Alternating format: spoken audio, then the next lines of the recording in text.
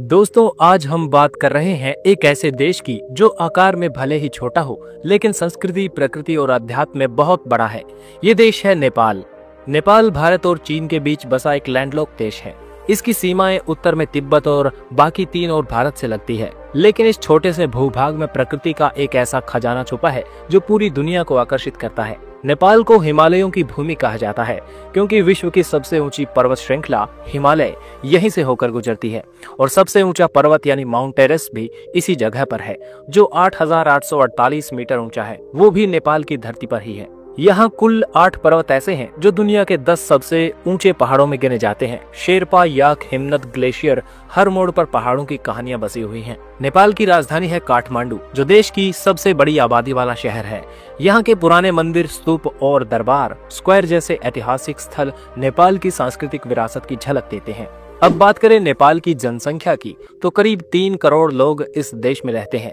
यहाँ की मुख्य भाषा नेपाली है, लेकिन हिंदी, मैथिली, भोजपुरी, थारू और अंग्रेजी भी यहाँ के लोग काफी जानते हैं। धर्म की बात करें तो नेपाल कभी दुनिया का एकमात्र हिंदू राष्ट्र हुआ करता था। आज भी यहाँ करीब 80% लोग हिंदू धर्म में आस्था रखते हैं। वैसे तो भारत में भी 80% से ज्यादा लोग हिंदू धर्म में विश्वास रखते हैं, लेकिन नेपाल एक सेल्फ डिक्लेयर्ड हिंदू कंट्री है। इसके अलावा बौद्ध, इस्लाम और ईसाई धर्म के अनुयायी भी बड़ी संख्या में हैं। बौद्ध धर्म के लिए तो नेपाल और भी खास है क्योंकि यहीं पर लुम्बिनी नाम की जगह में गौतम बुद्ध का जन्म हुआ था। लुम्बिनी आज भी एक अंतर्राष्ट्रीय बौद्ध तीर्थ स्थल है जहां दुनिया भर के लोग शांति की तलाश में आते हैं। नेपाल की अर्थव्यवस्था मुख्य रूप से कृषि, टूरिज्म और रेमिनेंट्स पर निर्भर है। यहाँ के बहुत से लोग बाहर देशों में काम करते हैं। भारत, खाड़ी देश, मलेशिया और कोरिया जैसे देशों में जो पैसा वे घर भेजते हैं वो नेपाल की अर्थव्यवस्था की रीढ़ है। टूरिज्म भी यहाँ पर बहुत बड़ा सेक्टर है। ट्रैकिंग, क्लाइंबिंग, स्पिरिचुअल टूरिज्म और एडवेंचर एक्टिविटीज की वजह से हर साल लाखों विदेशी पर्यटक नेपाल आते हैं। पोखरा, काठमांडू, लुम्बिनी, चितवन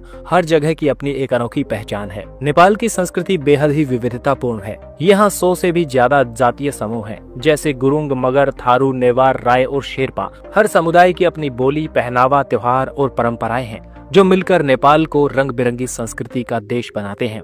अब बात करते हैं प्रशासनिक ढांचे की।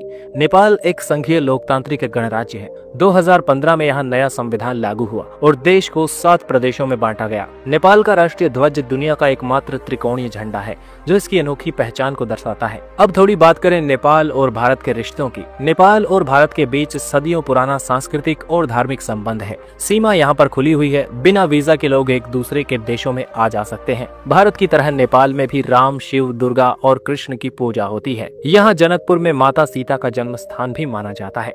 लेकिन हाँ, कभी कभी राजनीति में तनाव भी आ जाता है, जैसे सीमाओं को लेकर या चीन के साथ संबंधों को लेकर। फिर भी लोगों के स्तर पर प्यार और भाईचारा बना रहता है। अब अगर आप नेपाल घूमने का सोच रहे हैं तो ये जान लीजिए, यहाँ आने के लिए आपको भारतीय पासपोर्ट की जरूरत नहीं पड़ती।